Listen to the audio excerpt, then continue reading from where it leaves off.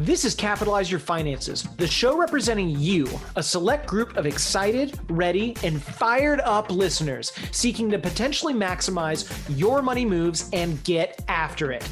We don't settle for generic advice of always and nevers.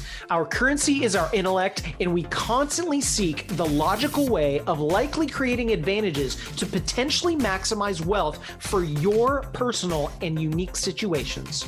This show brings you the step-by-step framework to capitalize your finances in all aspects of your financial situation, and we strive to explore strategies and ideas to potentially help you capitalize on your financial decisions. We are capitalizers, and this is our show.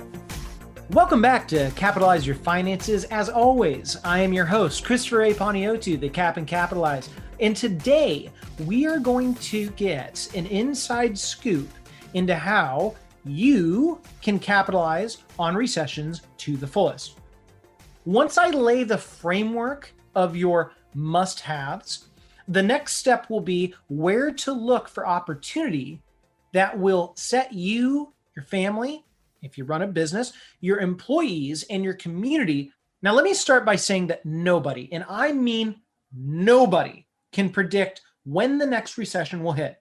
It does not matter how smart, rich, or popular someone is. They are straight up lying to you if they say they know exactly when the hammer is dropping.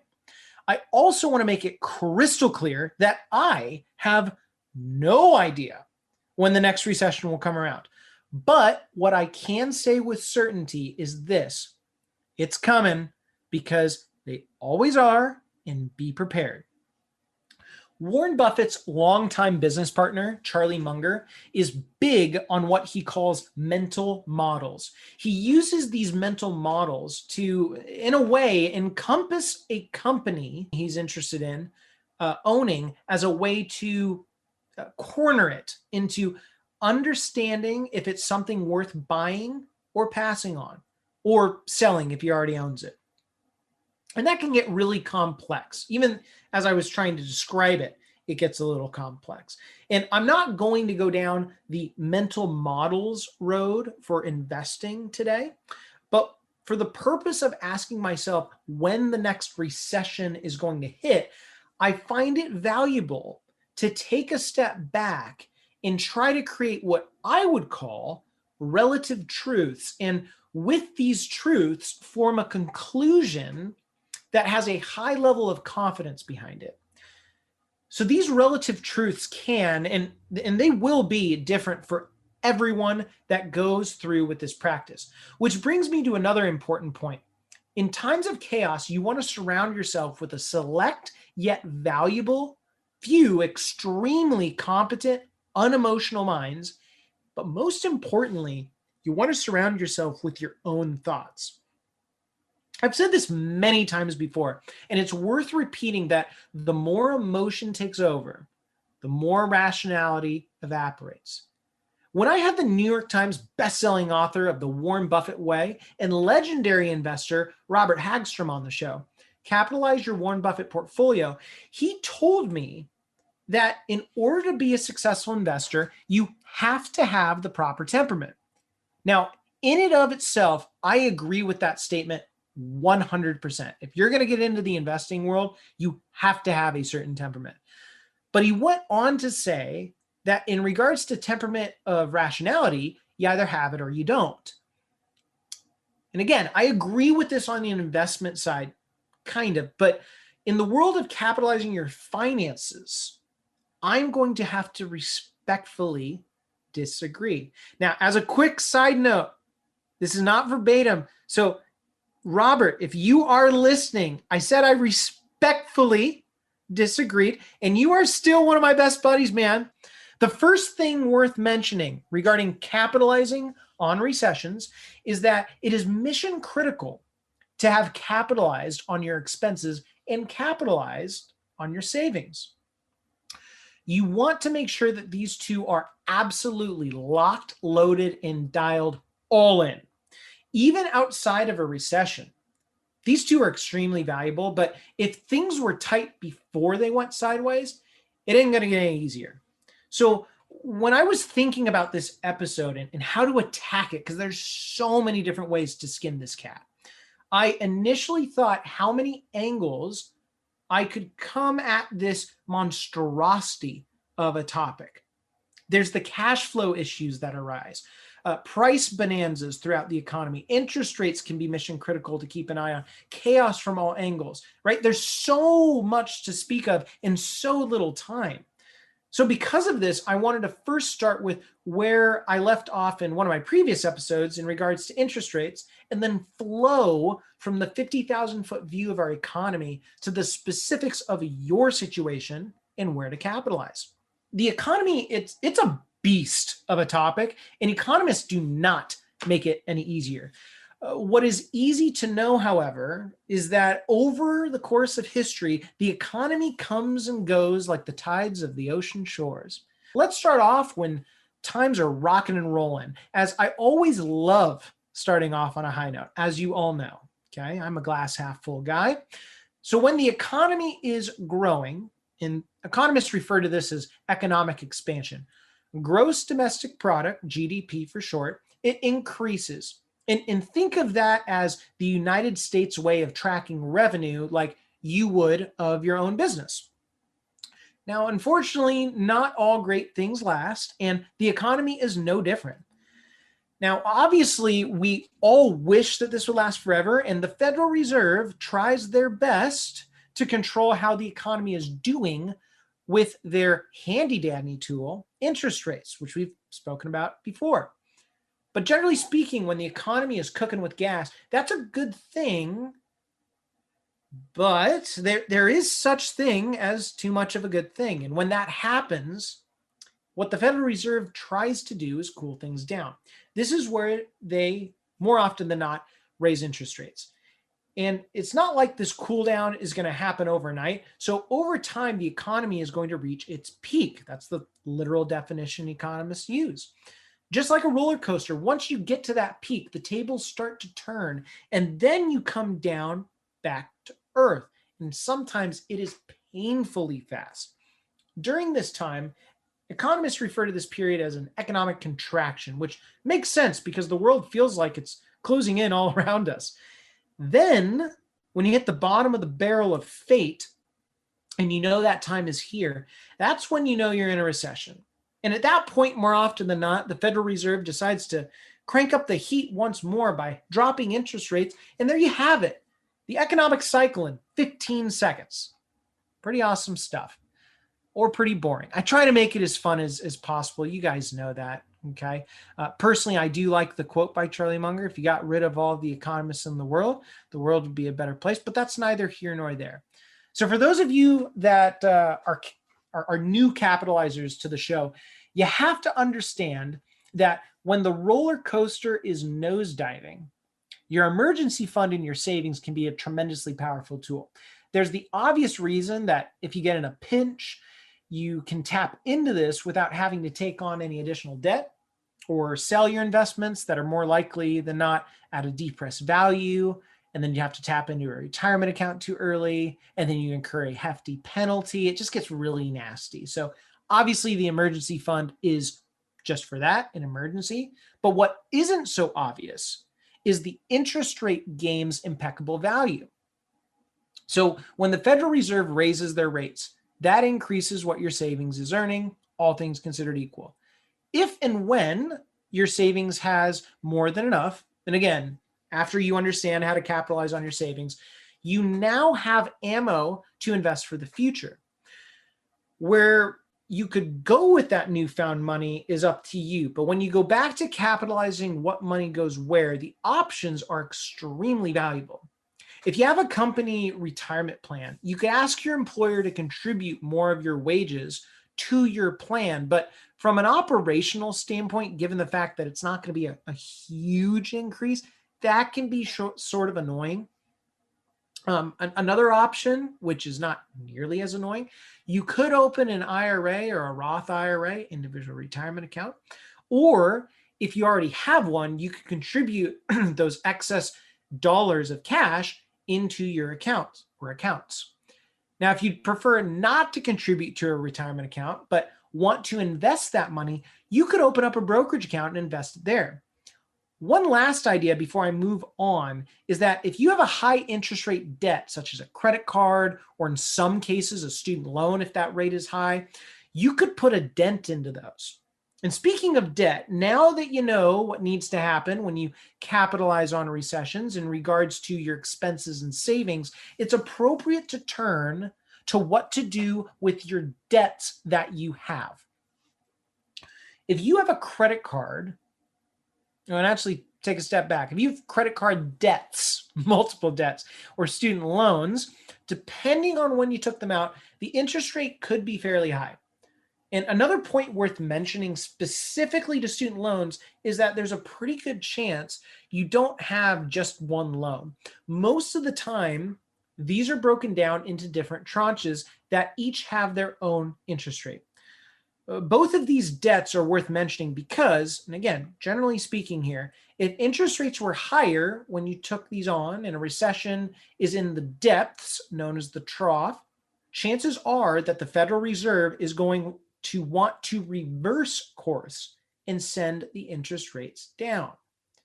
When that happens, it would be worth your time to look into maybe consolidating these debts to possibly get a new interest rate that's lower, which would both free up cash flow and save you in the long run on interest payments that you would not have to pay.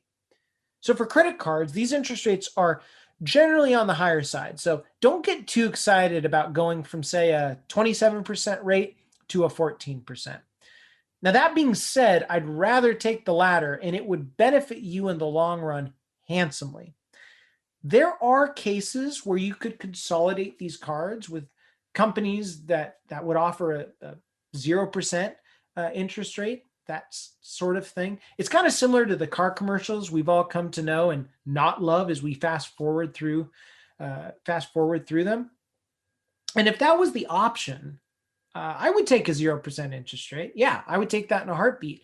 And sometimes you are probably seeing a theme that in times of chaos, cash flow is your friend. And it's something you're probably going to want to lock in on hard. This guidance is topical to those that own a home and or rental properties. And if you have a mortgage, it's definitely going to be worth looking into your interest rates, because if they've changed, again, that cash flow is critical. Plus, capitalizing the spread pays phantom dividends. Now that you've locked in on the theme that when it comes to capitalizing on recessions, cash flow is extremely important, I now want to turn to what to do with that excess cash flow, or as longtime fans have come to know, capitalize your gap money. This is no different than when the economy is on cloud nine. Once you have your savings in order and your expenses are in check, you have set yourself up to take no risk with those dollars. So you can, in a way, quote unquote, risk anything excess for the future. This time, however, in the depths of a recession, it's even more mission critical for you to understand where to look. So for the purpose of time and amount of information that could be laid out in this episode, I specifically want to guide you to understanding how to invest and what to look for in the long-term vehicles for financial success. I'm not going to get into specific investments like a certain stock or specific real estate investment, as that misses the entire picture. What I will do is walk you through some key ideas that are worth pondering when you are about to venture into these vehicles. And in the midst of a recession, it's even more critical you get these right.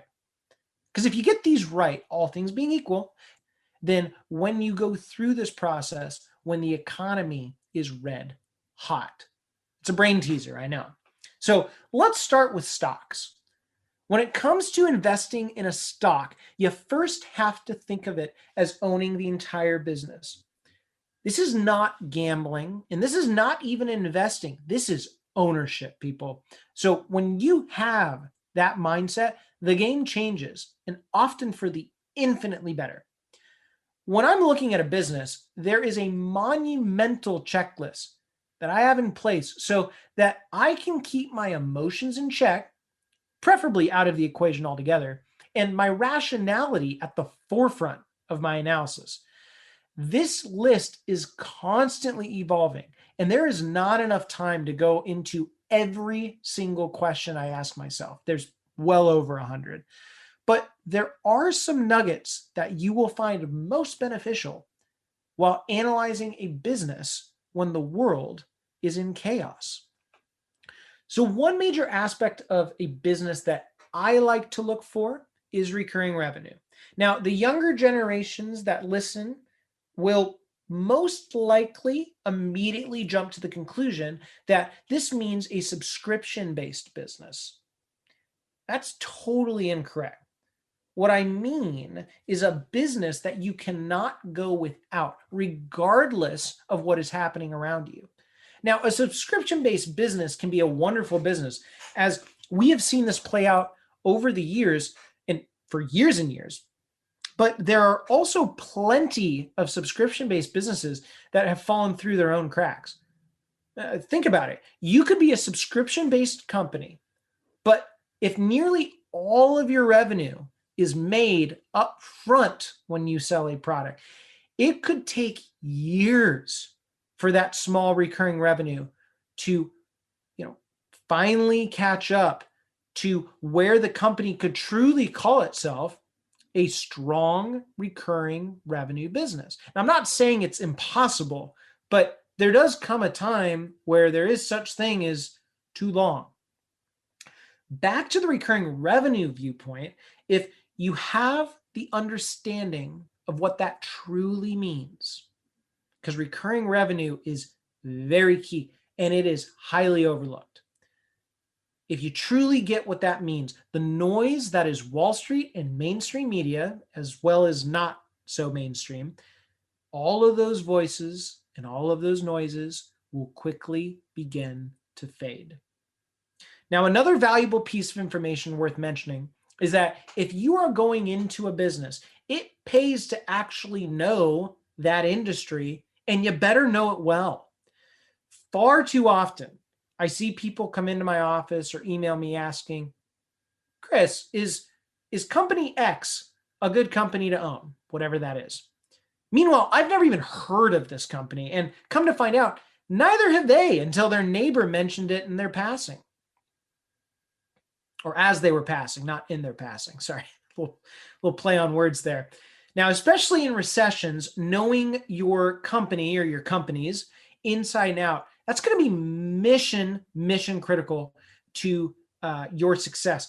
And this is where the art and the science start to blend in the world of investing. And it's only complicated if you truly don't understand the respective business's industry. And that actually brings up another point. Do not, I repeat, do not overcomplicate things. And speaking of not overcomplicating things, this is a perfect time to take a moment to mention our amazing sponsor to today's episode. Capitalizers, this episode is sponsored by the best-selling book, Capitalize Your Finances, the how-to financial framework that takes you from compoundingly clueless to monetarily magnificent. Regardless of where you are at in your financial life, whether you're just beginning to express interest and commitment to your personal finances, you're at the pinnacle of your career, you're winding down into retirement, or you're thinking about your legacy for future generations, this book walks you through every step of the way so you can succeed on your terms and with your own values and passions guiding you. After reading this book, you will officially have me, Christopher A. Paniotu, the Cap and Capitalize, in your back pocket, guiding you in detail through every step of the way so that you can take charge of your finances, not the other way around. Head on over to Amazon.com today and start capitalizing your finances to the fullest with this incredible book, Capitalize Your Finances, the how-to financial framework that takes you from compoundingly clueless to monetarily magnificent. And now back to the episode. Christopher Paniotu is a registered representative with and securities and advisory services offered through LPL Financial, a registered investment advisor and member FINRA SIPC. The investment professionals are affiliated with LPL Financial and are conducting business using the name Capitalize Your Finances, a separate entity from LPL Financial. Before we move on to other types of investments, let's assume that you have a company you want to own in your portfolio, and you have done all the diligence and it checks all the boxes. Now, let's also say that this company is selling at $100 a share. So for every dollar you invest in the company, you're earning $6 a share, which means that the business is earning you 6% on your money. Heck, that's not that bad. In fact, that's pretty good. Now, everything is sunshine and rainbows until a recession strikes, right? Right. Obviously, things are going to start to slow down. And even your business you bought is not completely immune to fluctuations in revenue. So now let's say that instead of earning $6 a share, the company is now earning $5 a share. Now that's a big drop in absolute terms, meaning just going from 6 to 5 in and of itself. However, this is where it's going to get really, really interesting and valuable. Let's say that company is selling at $50 a share. So if that's the case, at that price, the company would be earning you 10% on your money. Now, you should be jumping for joy, but you are also probably asking yourself, why on earth would people decide to abandon ship when the ship just got even more attractive to board? Great question. And the answer is this: most people have not capitalized their finances. Now, I briefly want to go over private equity, as the same principles for stock investing apply to this asset class in context of investing and capitalizing on recessions.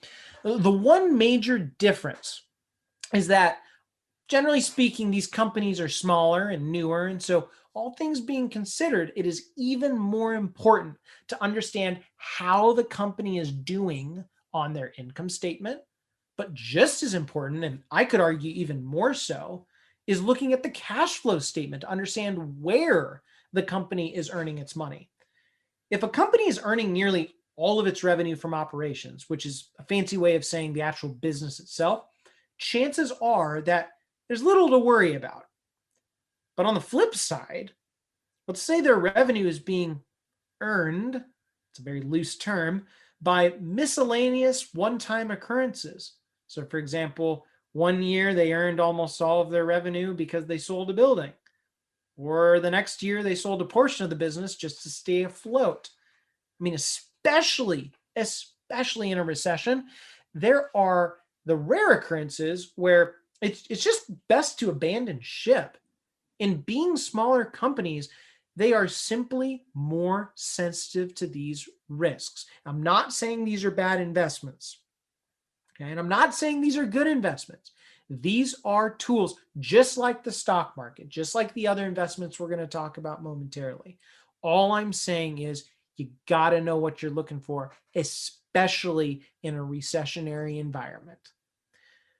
Now, what I want to do is I want to talk about the real estate side of things.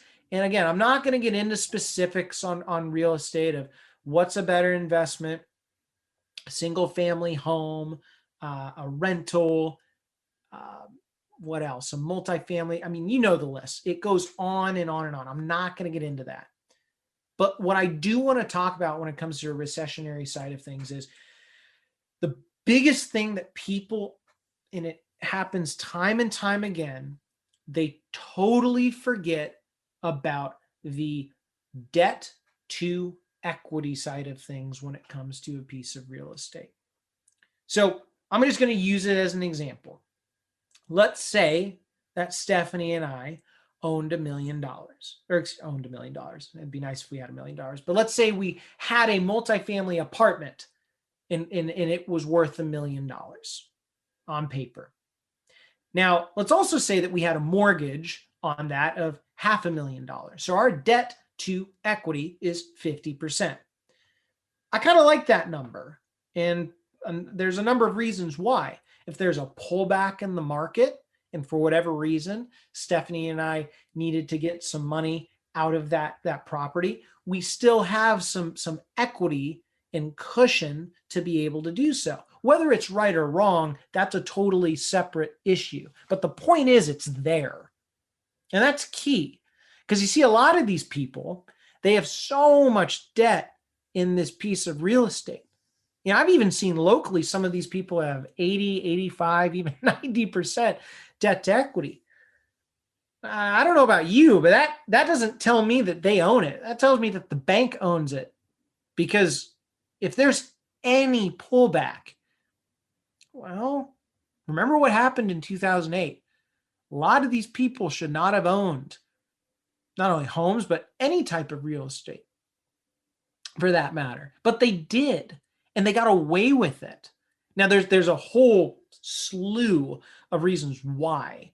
But the point is, these people went in and they bought these homes and they didn't put anything down. And literally all of their equity was their debt. And that gets really dangerous.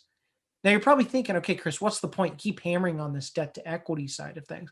Well, when you're capitalizing on your recessions and you are in a recession or you think you are going into one and you look at your piece of real estate that let's say you already own, not your home, because let's just assume you're going to be living there for a while. We're talking like rental properties, apartment complexes, anything that is an investment type of real estate. And you look at this sucker and you realize that you don't really own any of it. You own maybe 10% or 15% or whatever the case is. You should be shaking in your boots. Now, if you're looking to buy a piece of real estate for an investment property, regardless if you think if a recession is coming or a pullback in the economy, whatever term you want to use, it's mission critical to know, okay, how much wiggle room can I get away with? And I'm not going to give you specific numbers because, again, that comes down to you understanding how to capitalize on your real estate. All I know is, all things being equal, I would gladly sacrifice an extra percentage or two of a rate of return if that means I can consistently get it when crap hits the fan and everyone else is eating cat food. And y'all know that have been listening for a very long time how much I love anything to do with cats. So that's the real estate side on debt to equity. And, post financial crisis in 2008, obviously real estate has been taking off. I can make an argument of why interest rates have been coming down. That's inflated prices, et cetera, but I'm not going to do that. All I'm saying is make sure you have that wiggle room in your real estate investments. Now, I want to move on to bonds. And I'm actually going to tie in preferred stock investments when it comes to recessions as well.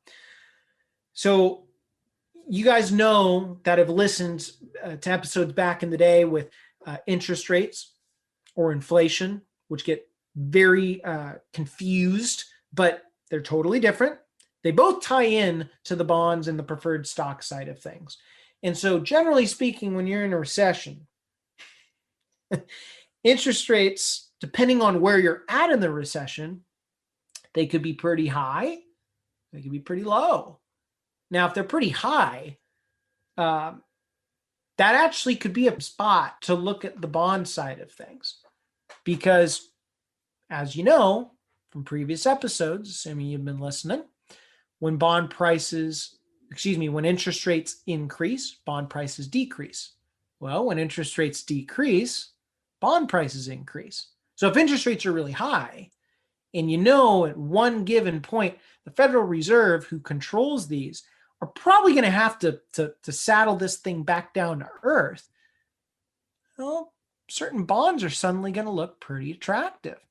Now, if you're taking a bond, which is basically just an IOU from a company, that's where it gets a little dicey, because you got to understand how well the company is doing. Now, I want to be the first to admit that bonds and preferred stocks and these conservative investments are super boring to analyze and look into, unless you have a niche.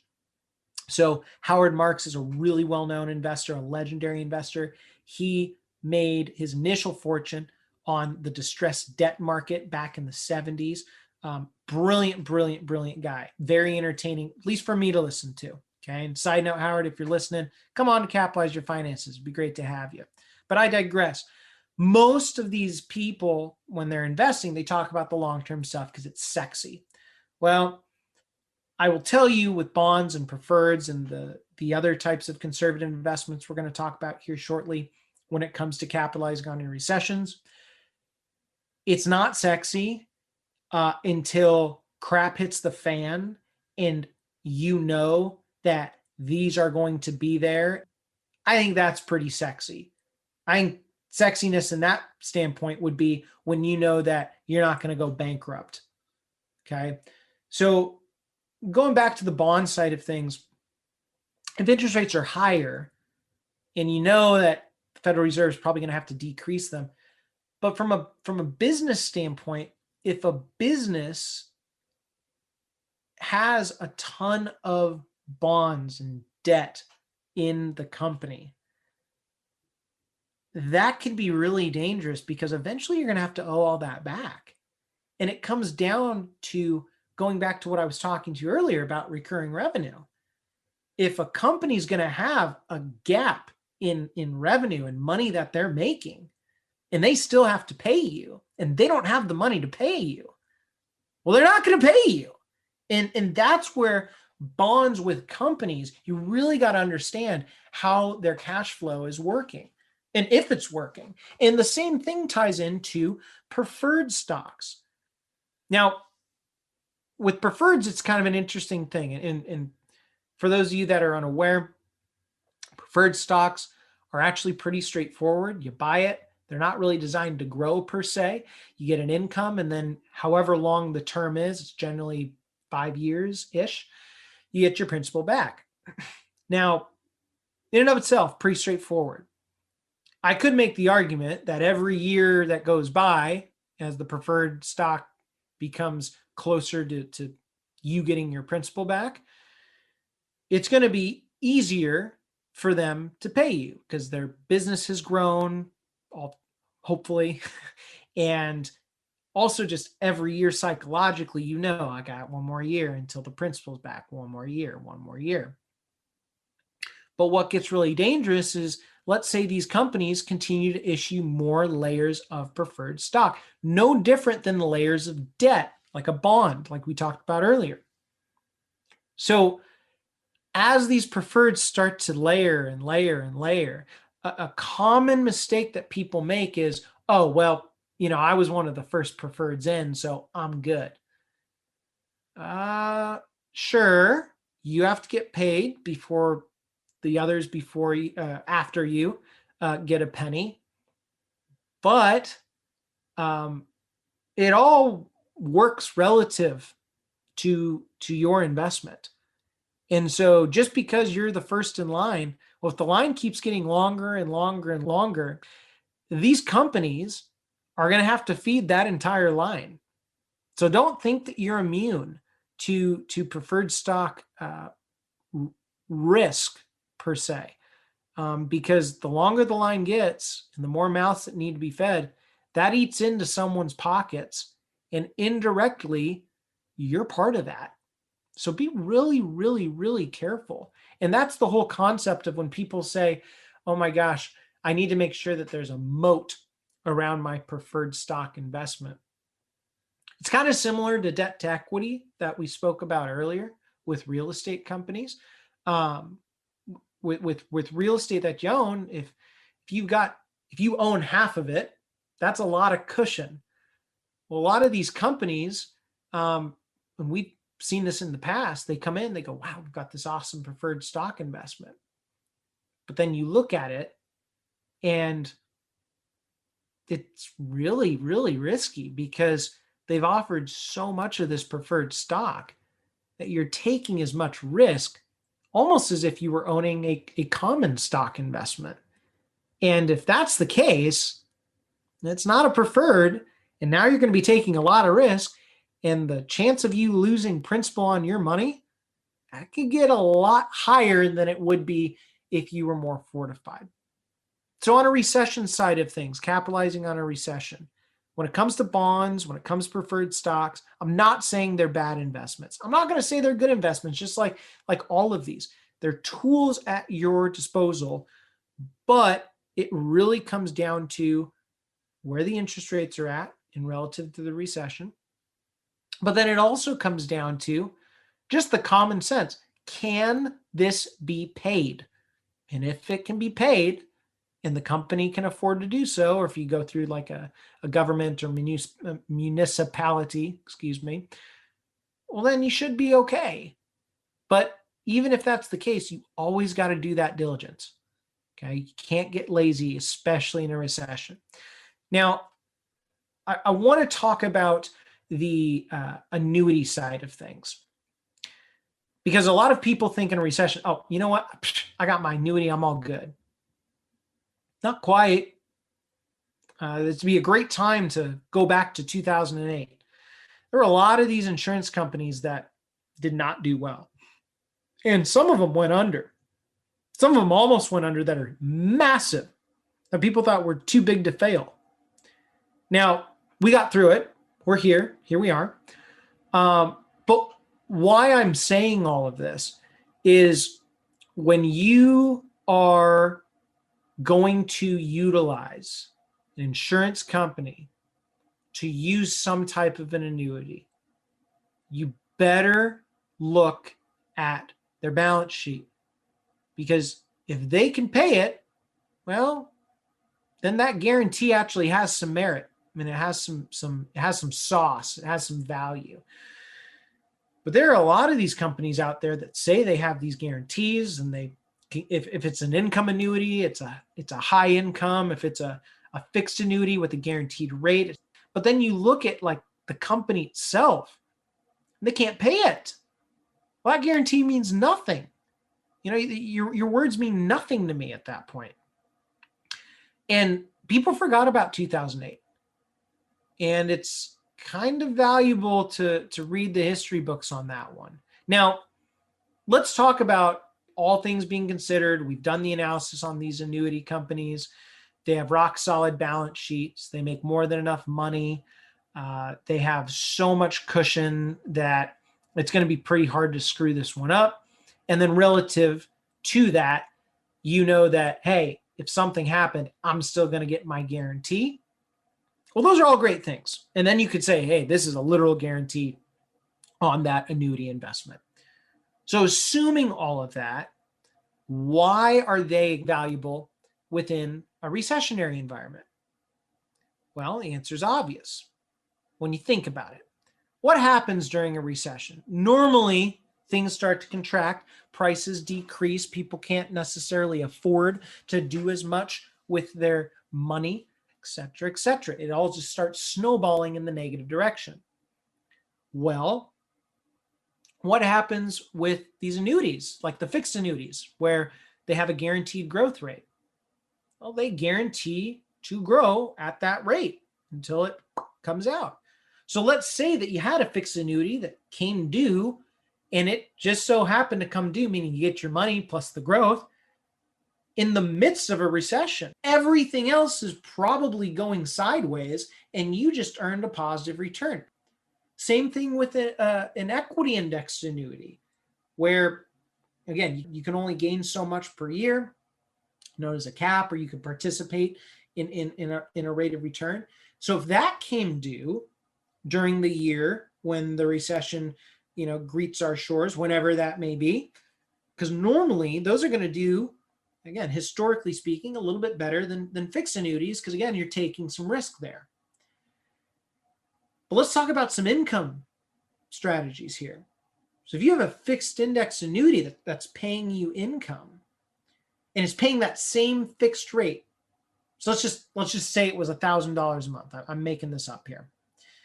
And suddenly your costs of going to the supermarket, filling up your car with gas, your utilities, all of those prices are decreasing. Well, your $1,000 a month, relatively speaking, has a lot more oomph and strength because your dollars are going to be stretched further, which is a beautiful, beautiful thing. So even if you had some alternative investments that were paying you income, or you had some preferred stocks that, heaven forbid, they had to decrease their dividend or their income stream to you, because that could happen, that annuity suddenly becomes a lifeline to you, because those dollars, even though they're the same, relatively speaking, it's almost like they're doing better than the other two income streams, if you think about it that way. So it can be valuable in a recession or recessionary period to have some type of an income annuity. Now, variable annuities can get a little bit complex because the underlying investments are generally invested in the market. You can have riders, all that fun stuff. So I don't want to get into the variable annuity side of things just because it's going to be a headache for us all. And I don't want to end it with a headache. I want to end you with a smile. And so I'm going to brush over that one. But if you're about to retire or have retired, I'm not saying that you have to have one. In fact, we have some clients that they don't want to do it. An example in my business. And I go, okay, well, I'm not going to provide you something that you don't want or you don't feel comfortable with, you've had a bad experience, etc. But it's worth looking at, because from a planning standpoint, if you're truly going to capitalize your retirement and you want to capitalize within a recession. So what I want to do is I want to bring this all together, because at the end of the day, once you work backwards and you make sure that your ducks are in a row, y'all know how I feel about my ducks, the stock market as well as the alternative investments. But you have to know where to look, and you have to know what you're looking at. For the people that are about to retire, or they already have, there is a just as much value that goes into understanding what to look into for the short-term investments, like bonds, the preferred stocks, CDs, money markets, and annuities. But from a recessionary standpoint, once you've gotten all of that, you've capitalized on your expenses, you've capitalized on your savings, you've capitalized on your debts if you have it. And then you can look, if you're younger, to capitalize on those long-term investments that are probably selling at a bargain price. Or if you're about to retire or you are in retirement, you've locked and loaded to having those conservative investments after you've done the diligence are able to either provide you the steady income, or in some cases like the annuity, the guaranteed income. There is no reason why you, the capitalizer, have to be nervous, because you go through with this episode, just to close it out, you are going to know exactly what you need to do to capitalize on recessions. So to close this thing out, as always, I sincerely appreciate each and every one of you for listening in. And again, I want to say I cannot thank you all enough. We've been getting a ton of feedback for my new book, Capitalize Your Finances, the go-to financial framework that takes you from compoundingly clueless to monetarily magnificent. Got to give myself a selfish plug in my own show. But in all seriousness, we've been getting a ton of amazing feedback from each and every one of you that have bought the book, that have been spreading the word, whether it's calls, emails. We even get some goodie bags, which is pretty awesome. I sincerely appreciate that. And if you have any questions, as always, regarding capitalizing on your recessions, or anything for that matter, shoot me an email at chris@capitalizeyourfinances.com, or you can give me a call at 253-214-3050. And as always, the Cap and Capitalize is here to serve. So until next time, thank you all for listening in. Keep listening in, keep crushing it, and keep capitalizing. Take care.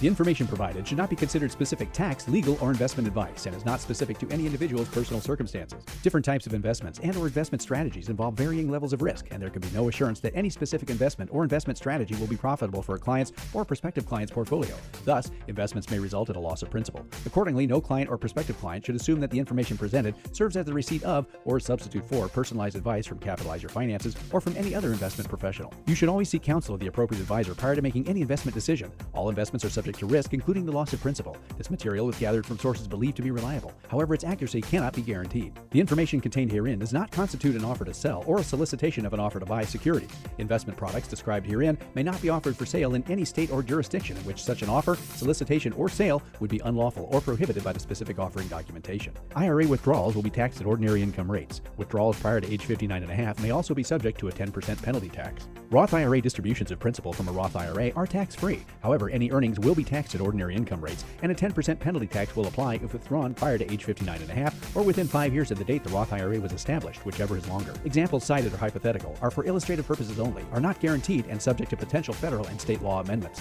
There is no guarantee that you will achieve the results discussed or illustrated. It is important to keep in mind that investments in fixed income products are subject to liquidity or market risk, interest rate risk, bonds ordinarily decline in price when interest rates rise and rise in price when interest rates fall, financial or credit risk, inflation or purchasing power risk, and special tax liabilities. Interest may be subject to the alternative minimum tax. Treasury securities are backed by the full faith and credit of the U.S. government but are subject to inflation risk. There are two types of equity, common stock and preferred stock. Preferred stockholders have a higher claim to dividends or asset distribution than common stockholders. Preferred stocks are sensitive to interest rates. The share price generally falls as prevailing interest rates rise. Other risks include perpetual life or very long maturity, a call feature, low credit standing, deferrable dividends, and, for traditional preferred stocks, depressed yield due to demand from corporations that receive favorable tax treatment. The details of each preferred stock depend on the issue. Annuities are long-term investment products designed for retirement purposes. Guarantees are based on the claims-paying ability of the issuer, subject to their terms and conditions. Early withdrawals may be subject to surrender penalties, and if taken prior to age 59.5, may be subject to an additional 10% federal tax. Annuities are not FDIC insured. Certain terms and conditions apply, so please read insurance company materials carefully. Equity index annuities discussed are considered complex investment products. They contain unique features, risks, terms, conditions, fees, charges, and expenses.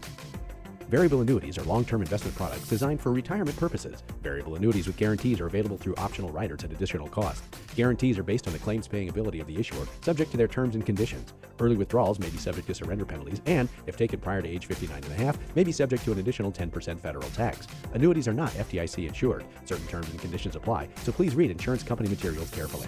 Money market mutual funds, though traditionally lacking federal insurance and not without risk, are highly regulated under federal law. Before investing, carefully consider a mutual fund's investment objectives, risks, charges, and expenses. To obtain a prospectus or summary prospectus which contains this and other information, call your financial advisor. Read the prospectus carefully before investing. CDs are FDIC insured up to $250,000 per depositor per insured bank for each account ownership category.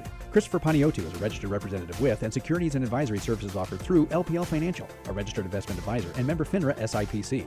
The investment professionals are affiliated with LPL Financial and are conducting business using the name Capitalize Your Finances, a separate entity from LPL Financial. The individuals mentioned in this podcast are not affiliated with Capitalize Your Finances or LPL Financial.